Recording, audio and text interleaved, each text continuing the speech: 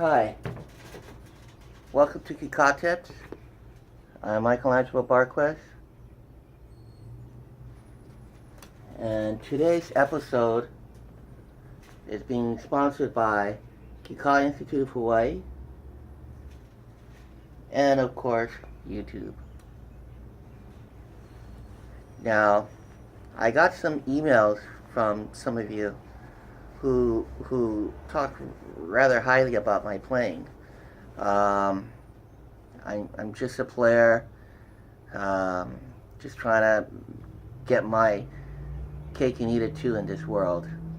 But what I wanted to do was I wanted to show you, the beginners, the intermediate, and the advanced, about like some of the things that I do in my playing. So hopefully you can incorporate it into your playing. And as you saw in all my videos, I teach everything from Mozart to Paganini to pentatonic scales and whatnot. But these are going to be the nitty gritty essentials to each player. Alright, so the first thing I want to talk about is just basically your slide. Your slide can start anywhere, any position. See how I started from the 5 to the 7, or from the 7 to the 8, or 7 to the 9.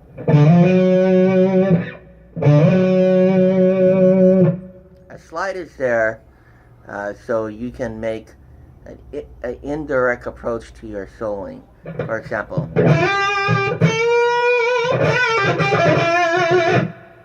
see how I did the slide, and then I did the bend. The bend is my indirect approach to soloing. The sliding was just my starting point. Now, another thing about my slide, you notice how I went up and down? That's called a vibrato. A vibrato is when you play the vibrato, it's supposed to enhance your note, or like milk your note for all it's worth. Now there's many ways of doing the vibrato. You could take it from the G string and then just like go invisible circles.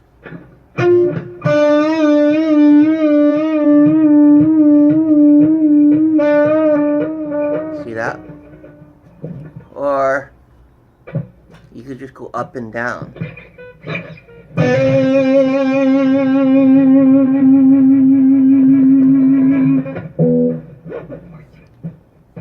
Or you could go kind of do a vibrato and connect it with another note. See? I started off my 14. Now I'm going to pull off from the 13 to the 12. And I did the vibrato. Now, whichever technique works for you is going to be the best one. So if going through little invisible circles what works for you, then go for it. If going up and down works for you, then by all means go that route. Alright, some more nitty gritty. Now, one thing that I like to do when I solo is I like to play patterns. Now these patterns come from modes, and for example, this would be from the Locrian mode, 2-3-5, 2-3-5. And this pattern here would be from the Ionian mode, and it would be 4-5-7, 4-5-7. So we got, and then 7-8-10, 7-8-10, otherwise known as your Phrygian.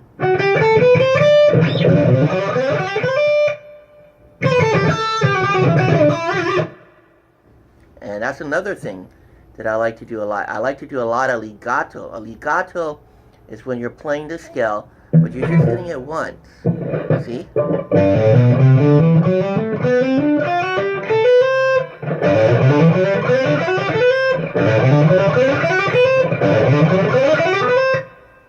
You're just hitting it once. But you let your left hand do all of the work. So anyway, back to the legato. So this is my Locrian, Ionian, and Phrygian. And from there, I tend to like to do some form of sequencing.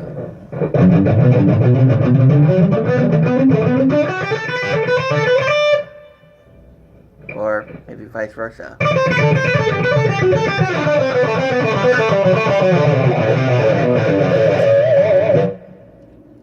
And there are other patterns besides just those. We have your Ionian stretching pattern. This would be 3-5-7, 3-5-7.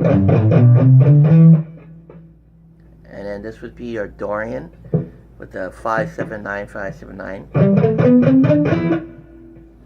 And then this would be your Lydian, which is with your 8-10-12, 8-10-12.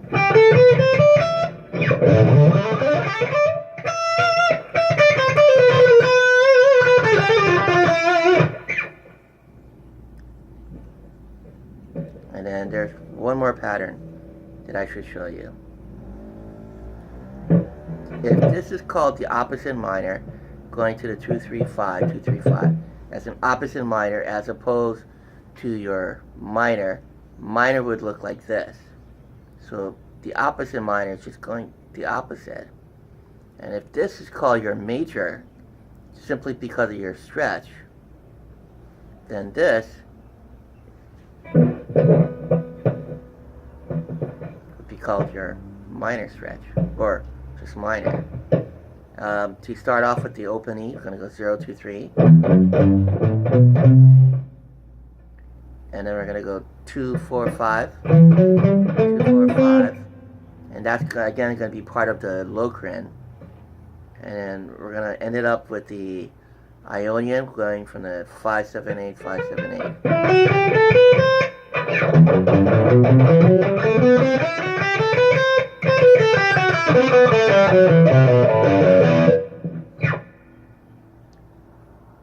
Alright. Now, there's some things that I like to talk about, like bending. When you're bending a note, you're literally actually bending 2.5 steps from your initial starting point. So if you're bending from the 10, you're actually trying to sound like the 12.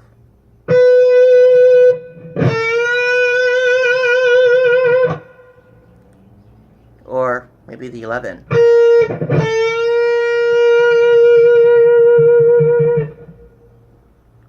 Whichever you decide. But when you bend, you have to know that when you bend, you can either bend a fast bend or a slow bend.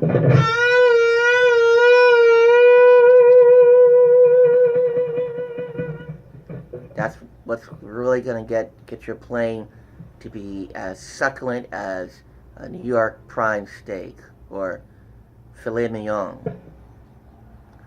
I don't know why I'm mentioning food. Anyway. Okay. So, just one more thing that I want to show you. Arpeggios. Arpeggios are like my favorite thing to do. I really practice hard in getting my arpeggios down. And yeah. So, well, what Yngwie does is he likes to use one arpeggio, go to the next arpeggio, and then finally the next arpeggio. And you should know Yngwie's neck. He only has maybe 21 frets at the most, because he uses a Fender. Now I'm not much better because I only have 22. But you know, I still can utilize my fretboard as much as possible. So let's take it from the first position, from the 12 to the 8 to the 10 to the 9. So we're going to go like this.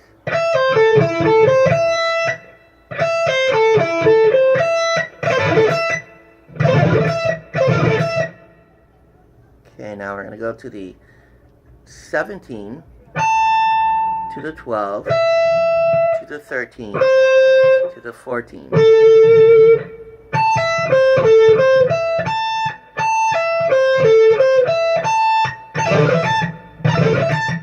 So, see? And then we're going to go to the 20 to the 17 off the high E, to the 17 off the B, and then 17 off the G.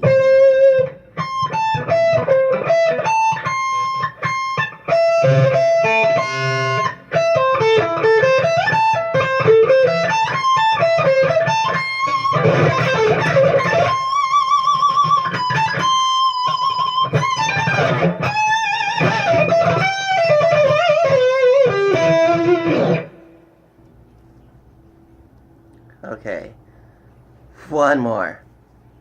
Alright, this next one is a 6-string arpeggio. So we'll take it from the 12th fret to the 7, to the 8, to the 9. Now from there, I'm going to pivot my first finger to the 9 off the D, and then to the 10, and then to the 12.